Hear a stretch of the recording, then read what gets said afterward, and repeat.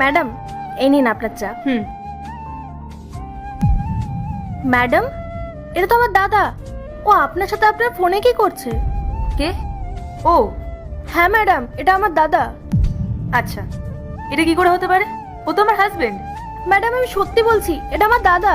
ও আপনার হাজবেন্ড কি করে হতে পারে? ফর ইওর কাইন্ড ইনফরমেশন, ওর সাথে আমার 1 বছর আগে বিয়ে হয়েছে। বুঝতে পেরেছো? আমার দাদাও বাড়ি থেকে চলে গেছে প্রায় 1 বছর হয়ে গেছে, আর ও কখনো ফিরেও আসেনি। হ্যাঁ, তো যে বাড়ি থেকে পালিয়েছে সে অন্য কেউ হবে। ইনি এই কোম্পানির মালিক আর আমার হাজবেন্ড। কি বললেন? দাদা এই কোম্পানির মালিক? আর ও আমাদের কিচ্ছু জানায়নি। ও চলে যাওয়ার পর থেকে আমাদের পরিবারের অবস্থা খুব খারাপ হয়ে গেছে। মায়ের শরীর খারাপ, বাবার শরীর খারাপ, আর আমাকে এখানে পিয়নের কাজ করতে হচ্ছে। আচ্ছা, তাহলে ও তোমার দাদা হয়, তাই তো? ঠিক আছে, তুমি তাহলে ওর নাম বলো। ওর নাম মনোজ মিত্র, আর আমি ওর বোন স্নেহা মিত্র। নাম তো তুমি একদম ঠিকই বলেছো, কিন্তু এটা কি করে হতে পারে? ম্যাডাম, আপনি একটা কাজ করুন না, আপনি আমার দাদাকে ডাকুন, ও আমাকে দেখে ঠিক চিনতে পারবে। ঠিক আছে, তুমি বাইরে যাও। যখনই মনোজ আসবে আমি তোমাকে ডেকে নিচ্ছি। ঠিক আছে।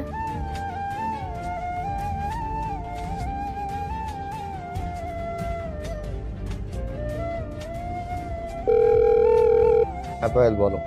মনোজ, একটু অফিসে আসো না। ঠিক আছে, আস।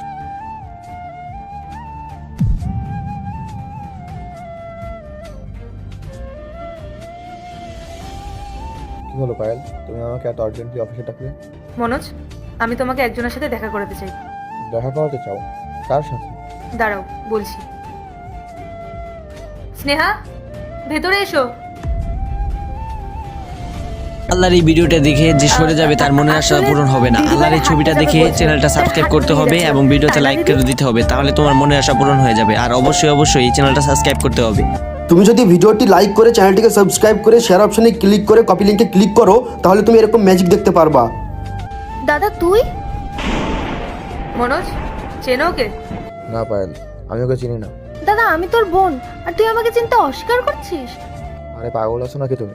কি তখন থেকে দাদা দাদা লাগিয়ে রয়েছে? আমি তোমাকে চিনি না। তোমাদের মতো গরিব মানুষেরা না এমনই হয়, যেখানেই বড় লোক দেখবে সেখানেই সম্পর্ক কথা চলে আসবে। ব্যাস মনোজ, অনেক হয়েছে। আর নাটক করার কোনো প্রয়োজন নেই। তোমার সত্যিটা না আমার সামনে চলে এসেছে। স্নেহা তোমার বোন, আরও আমাকে তোমার ব্যাপারে সবকিছু বলে দিয়েছে। আমি সত্যিই বলছি, আমি ওকে চিনি না। ব্যাস থামো মনোজ এবার।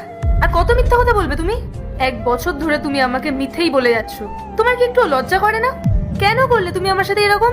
পায়েল, আমি তোমাকে সত্যি সত্যি একদিন বলে দিতাম। কবে বলতে? হ্যাঁ, গত 1 বছরে তুমি আমাকে একবারও বলার প্রয়োজন বোধ করোনি যে তোমার একটা পরিবারও আছে, আর তুমি তোমার পরিবারকে ছেড়ে আমার কাছে পালিয়ে এসেছো।